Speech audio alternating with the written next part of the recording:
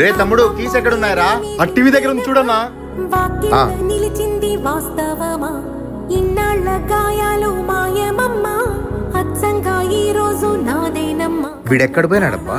ఉల్లాస తోరణమాయనమ్మా, కంటి చెమ్మల్లోనూ నేడు సంతోష ఛాయలమ్మా. ఏంటి మీ అన్న అలా చేస్తున్నాడు? నాకేం నచ్చట్లేదు. ఏమైంది హరిత? ఏంటి మీ అన్న మరబండి వాడుతున్నాడు? నాకేం నచ్చట్లేదు. మీ అన్న మీ జాబ్ లో డబ్బులు కూడా తీస్తున్నాడు. ఏం హక్కుందని తీస్తున్నాడు? హరిత ఇక చాలు, నోటికొచ్చినట్టు మాట్లాడకు. వాళ్ళు లేకపోతే నేను లేను. రే తనకంటే ఏదో తెలియక మాట్లాడుతుంది. నువ్వేంద్ర ఇష్టానుసారం మాట్లాడుతున్నావు? నువ్వు బండి గురించి మాట్లాడినావు కదా, అది ఎలా వచ్చిందో తెలుసా? నువ్వు కాలేజ్ పోవడానికి ఇబ్బంది ఉందని బండి కొన్నాను రా. చాలా థ్యాంక్స్ అన్నా. ఇక డబ్బు విషయం అంటావా? Same qualification same percentage. నీ జాబ్ నాకు ఇస్తావా? నువ్వు ఎంత అడిగితే అంత ఇస్తాను.